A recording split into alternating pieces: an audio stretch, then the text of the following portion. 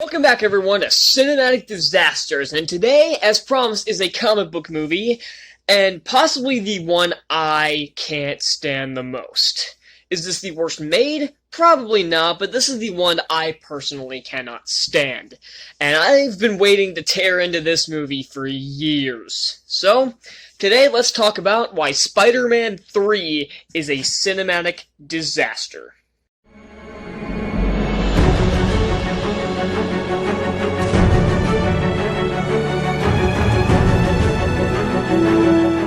Now, before I tear this movie the new hole that it desperately deserves, I should probably give my quick thoughts on what I thought of the first two Spider-Man films.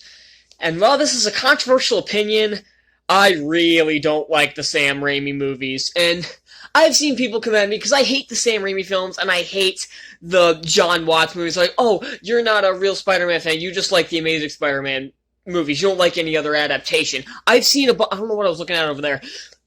I've seen a bunch of people come at me say that when I love the 90s show. I think Spider-Man Unlimited was really good. I liked the new animated series. I loved Spectacular Spider-Man. And, also controversial, I really loved Ultimate Spider-Man, because that's the cartoon I grew up watching. Again, I was raised on Disney, not or not Nickelodeon or whatever that one showed up on. And of course, I love Into the Spider-Verse. So, the Amazing Spider-Man movies were just my movies. So I was already, the first time I saw the full one, like in full length, I'd seen like bits and pieces of it when I was a kid, but the first time I saw the first Spider-Man film, because I had it on DVD and I'd never watched it. I think the first time I saw it, I was maybe 12, and then I saw 2 and 3 not long after, like maybe a few months after, and I watched 2 and 3 back to back, like back to back days. If not, I think I might have watched them the same day, actually. And I remember so many people saying, oh, Spider-Man 2 is the holy grail of superhero films. It's one of the best superhero films ever made. And so is the first one. First one, I'm like, yeah, this is okay. It's fine. Spider-Man 2, I watched it, I'm like, am I watching the right Spider-Man 2 here? Yeah, so, and then Spider-Man 3 was a disaster, but I'll get to that in a minute. Spider-Man, right now, I think is okay. Like, flat out, okay. There's nothing great in it, but there's not a ton of things that I hate. The things that I hate the most are the effects, which are shit even for 2002. The dialogue is horrendous, and I don't like Tobey Maguire's acting. I've never thought Tobey Maguire was that great of an actor. I don't think he's awful, but he always seems off. These movies, he never sounds natural. The Great Gatsby, it always looked and sounded like he was distracted. I don't know what it is. Maybe that was just me, but every time he talked, it sounded like he was distracted by something else other than what he was supposed to be doing. Boss Baby, that movie just sucked, and the dialogue he had was ridiculous, but his voiceover sounded better than they do in these movies, because his voiceovers here are awful. This is like Kristen Stewart Twilight voiceover bad. It is horrendous. So it's not as bad there, but he doesn't have that many lines, Boss Baby, so that one wasn't that bad. People say he's really good in Pleasantville. I've never seen Pleasantville, and honestly, I don't really care enough to. For me, my problem with Tobey Maguire, especially in these movies, is that he always has either too much emoting to it, or not enough. And most of the not enough happens in the first one. But the first one, I think the story is very good. I think that's what elevates it, and I love Willem Dafoe as Green Goblin. He's great as Norman Osborn, and he's freaking hilarious as the Green Goblin. That is one of the few times these movies are so bad it's good. It is hilarious. Yeah, so not much to say on Spider-Man. It's okay. It's fine. I can watch it. And there's a lot of... One of the problems is that I really pay attention to film. I'm one of those, like, eagle-eye viewers that try to pay attention to everything, so right now I notice there's a lot of continuity errors in that movie that just bother the piss out of me. And that leads us... And it was such a huge hit that it, of course, led to a sequel. Came Spider-Man 2. A film I really, really, really don't like. People say this is the holy grail of Spider-Man films. I've never liked this movie. When I first saw it, I kind of forced myself to like it. I convinced myself I liked it, but the more and more I thought about it, I have not seen the movie since. Actually, scratch that. I've seen it once since. And I thought, damn, this is even worse than I thought. And the more and more, it's the same thing I had with Rise of Skywalker. The more and more I think about it, the less sense it makes.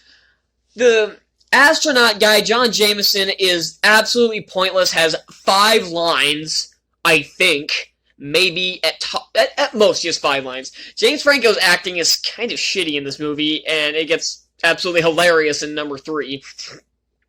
McGuire and Dunst still have 0 chemistry. MJ is still an asshole. She is like the biggest piece of shit ever. So is a lot of characters in this movie. MJ, Harry, and May are like the biggest assholes I've ever seen.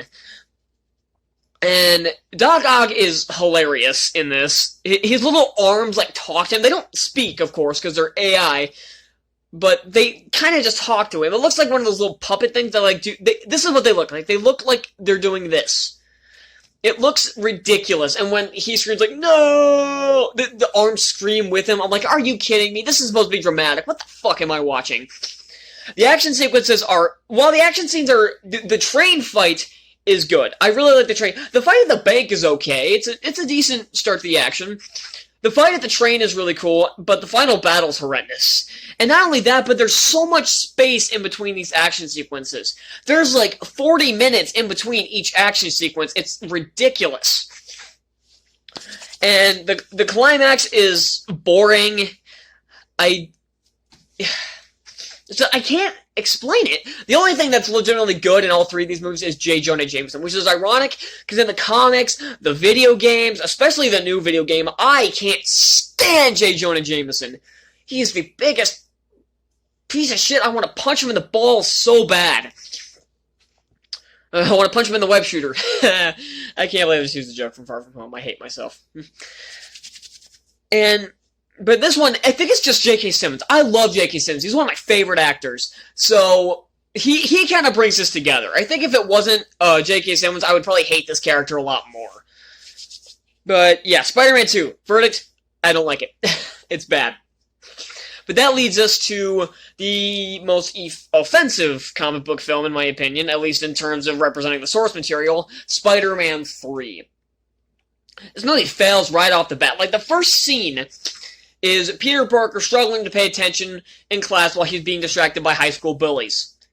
And what are high school bullies doing in a college physics class? Come on. And that also gives us a tease of Gwen Stacy, who's in this movie, played by Bryce Dallas Howard, who is a very good actress.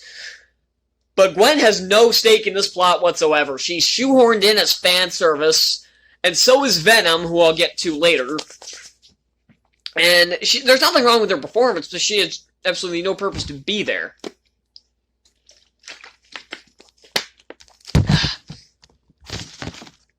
And okay, the very first action sequence here. It's like, I don't even know how to talk. I hate this movie so much, I don't even know where to begin. So I'm just going to be jumping around a lot. The first fight sequence is with Harry, and not only did Peter visit his aunt at 2 in the morning for some reason. Yeah, I know you wanted to tell your aunt you're gonna propose to MJ. Great. Why the hell couldn't this wait till morning? But whatever. He's on his way home, and Harry just happens to find him riding his bike down the street, just randomly, and has a really stupid moment where he drops the ring Aunt May gave him, and he's able to catch it in midair, still above a building, might I add, and probably several.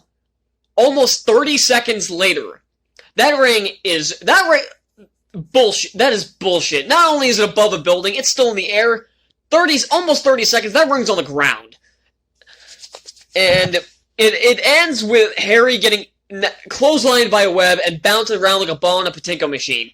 This is supposed to be serious. I'm supposed to take this seriously, right? Like, oh, he just released his friend's memory, but he bounces around so much, it's hilarious. It's unintentionally funny.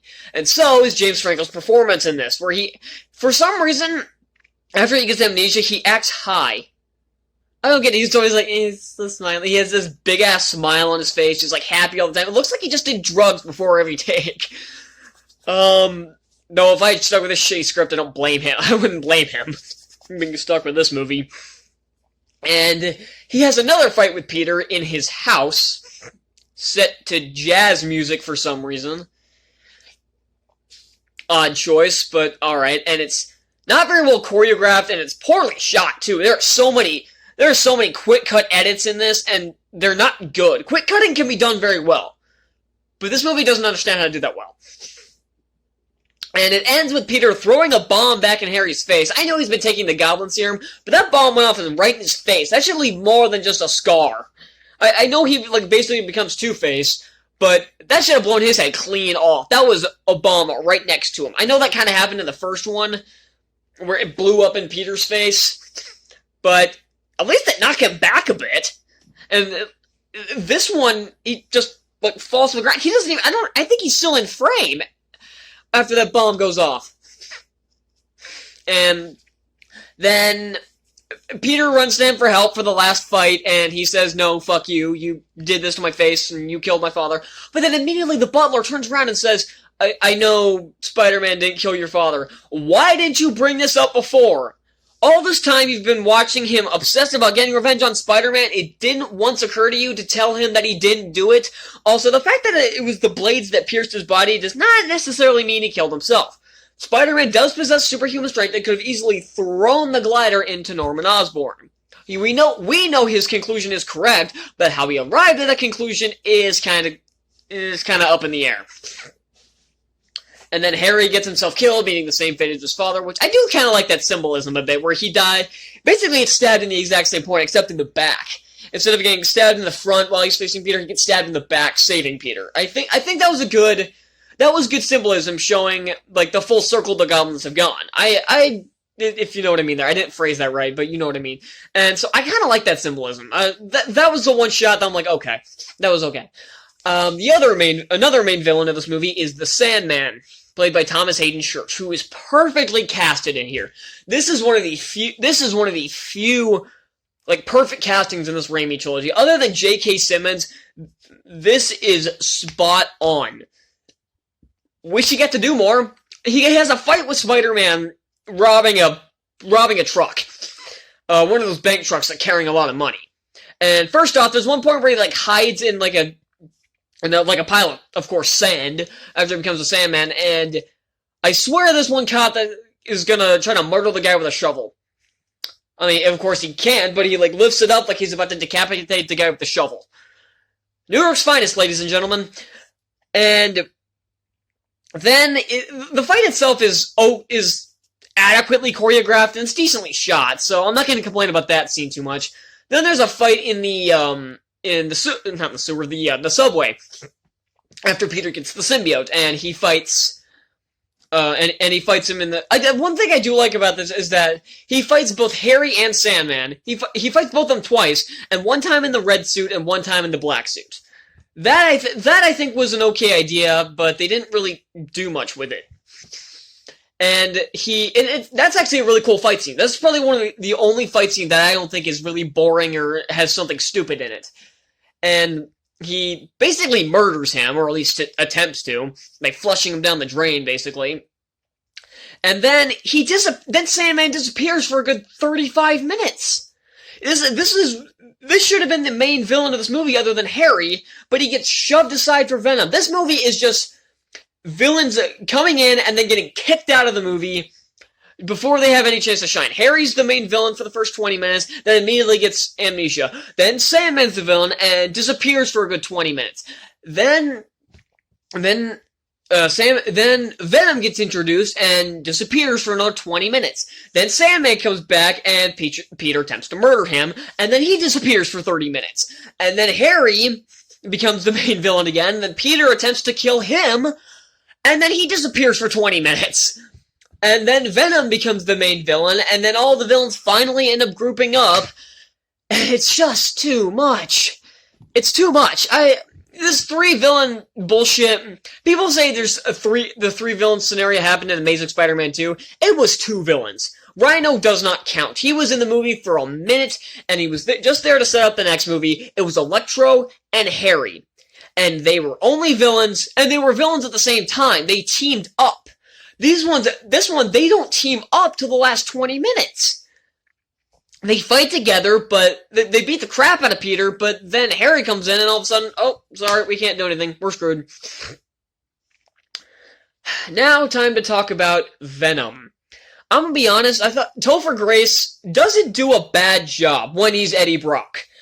He's very well, he's playing the kind of narrative foil to Peter Parker pretty well here when he's not being Venom. Because when he gets the symbiote, it becomes freaking ridiculous. Oh, my spider sense is tingling. If you know what I'm talking about. No, it's... Eric Foreman is not the guy to play Venom. Tom Hardy? Yeah, the guy who played Bane? Yes, thank you. The dweeb from That 70s Show? No. Who signed off on this shitty casting job? I want to know. Was it Avi Arad or was it Sam Raimi? Or was it somebody else? I want to know. There's no point in talking about May. She's hardly in this movie. I forgot to fucking... Something else about Sandman. The Uncle Ben retcon was so stupid. It pissed me off. They retconned the idea that Dennis Carradine from the first movie didn't kill Uncle Ben carjacking him. Sandman asks him to take the car, and Uncle Ben's on, why don't you drop the gun and go home? And he sees his partner, and he sees Carradine running, and then he accidentally shoots Ben. Come on! You want to make... You want to make a connection between Sandman and Peter, go for it. But do it without retconning one of the most emotional scenes in the entire franchise. God, stupid. I don't know if that was Raimi's fault or if that was one of the changes Arad made afterwards. But either way, that was stupid. Fun fact, the original third villain was going to be the Vulture, who was going to be played by Ben Kingsley, which would have been pretty awesome, actually. But he was... So Venom... So don't be saying, oh, it was Arad who made it 3 villains. No. Venom was not an addition to the story. He was a substitution. And honestly, I think they should have left it how it was. Or just cut Vulture entirely. They should have just cut the third villain entirely. Want to save the shitty writing, but if at least would have made the convoluted story a little less convoluted. Sorry, I heard a sound. I need to stop filming these in my garage. I need to find another place to film this, because... Especially at night, because there's a lot of creepy shit that happens around here. It's like a lot of weird sounds, you don't know what's going to happen. Right now, it's just a water boiler over there. I'm getting off track. MJ is such a bitch. At the end of Spider-Man 2, she's like, I don't care that you're Spider-Man. We'll work through it. Here, she gets pissed. First time he has to go do his Spider-Man stuff, she gets pissed off. Every time she ends up getting actively jealous of Peter after she gets kicked out of her play because she sucks.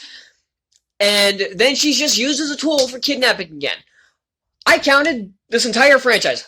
3 movies, she gets kidnapped, or not even gets kidnapped, she's put in peril a total of 6 times. 6! You realize you don't need a damsel in distress for a final battle, right? Amazing Spider-Man didn't need it. Amazing Spider-Man 2 didn't need it. Spider-Man Homecoming didn't need it. Spider-Man Far From Home kind of didn't need it. Into the Spider-Verse definitely didn't need it. Yet these movies can't go a full movie without kidnapping MJ. And I guess, and probably Spider-Man 4 probably would have had the same thing. Vulture would have put her up in like a nest or something. Actually, that's kind of funny thinking about. Just thinking that visual is Kirsten Dunst stuck in a giant nest. This giant metallic nest. That's actually pretty funny. That I would pay to see that. That'd be funny. Just I'm glad I did this review, because now I get that wonderful visual. So, yeah, is that all the characters that have a stake in this plot? Jameson's still here, he's still funny. Moving on. I think that does it for the characters. The plot's a fucking mess. I already mentioned the 3 villain plots that convolute the story. We have Peter's plot, we have MJ's plot, we have Harry's plot, we have Sandman's plot, we have Venom's plot. That's 5. For 1 movie.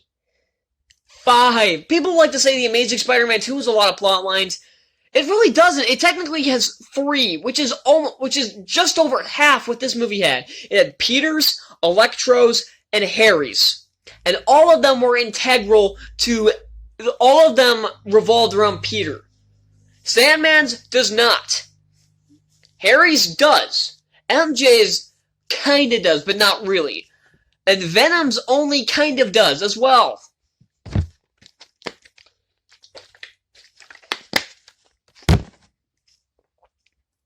And now, for the elephant in the room. The dance sequences. Something I'm going to point out that's weird when he's like doing his little strut down the street is that in different shots when he's like doing this kind of stuff to the women while he's walking down the street, depending on the shot, is the women have different reactions to him. It's like when they're showing them while he's walking past them, they're disgusted. But then when they're showing him, he's like doing this, they're actually like, oh, like they're like doing like that, but they're doing that, and it's like, pick a side here. Are they impressed, or do they like him, or are they weirded out by him? Either one's fine, but pick one. And then he puts on that stupid black clothing and starts doing this, and this is the point where the movie became too stupid. No, wait. Not yet. That's the point where I'm like, oh, no. And then he goes on a date with Gwen to the jazz club MJ works at, well, unknowingly, where MJ works. And then we get an even more ridiculous dance number where he's actually dancing. And it's like, this is the point where the movie became too stupid to be forgiven. I can deal with bad writing. I can deal with lackluster villains. I can deal with poor character development. I see that on a monthly basis when it comes to movies. That's not more like a weekly basis from how many reviews I had this year. But I will not put up with Spider-Man doing an emo flip on a piano in like a So You D dance moment and like snapping his fingers while thrusting his pelvis. Just, no, oh god, I'm cringing. Just, no. The dialogue in this movie has not improved since the first one. If anything, this one's worse, and it'd be different if the actors could pull it off. Like, you can have shitty dialogue, but still have actors that make it work. Like, the Star Wars prequels, you have a lot of actors that can't pull it off. Like, Christensen and Portman couldn't pull it off. But ones like McGregor, Lee, and McDermott, and Tamora Morrison could pull it off just fine. Because they're good actors, they knew what to do. They were given good direction. They weren't given good direction, but they just seemed to know how to do it. If the actors were given better direction or a fucking better script, this wouldn't be as bad. Maybe that's part of the reason why the performances suck too, is because they have no directing. The directing is non-existent here. The music's okay. It's Christopher Young, I think is the guy's name, who came onto the music. It's not as good as Danny Elfman's score, but it's serviceable enough for the film.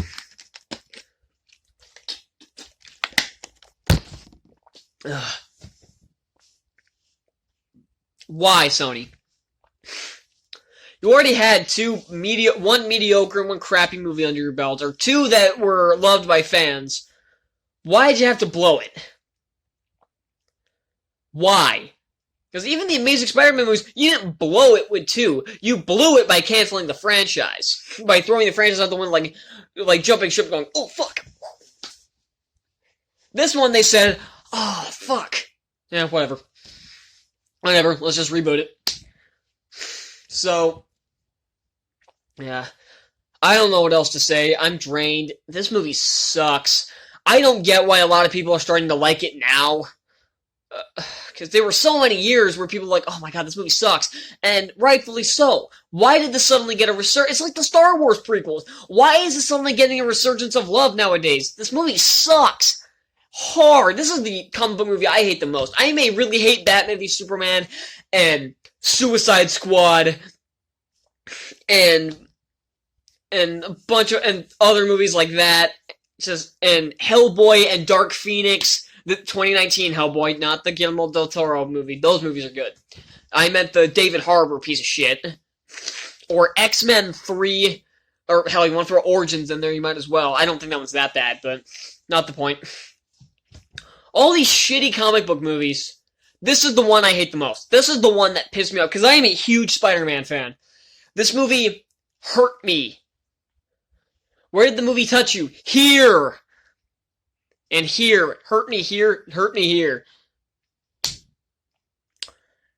That's all I'm going to say. This movie sucks. If you haven't seen this movie, don't.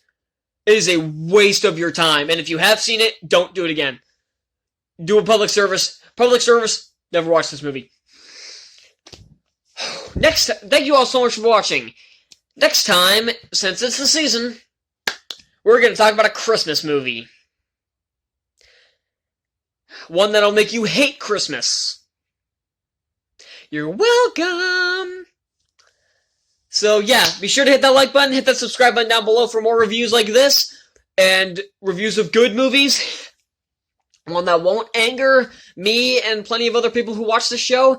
And yeah, I'll see y'all next time. Bye!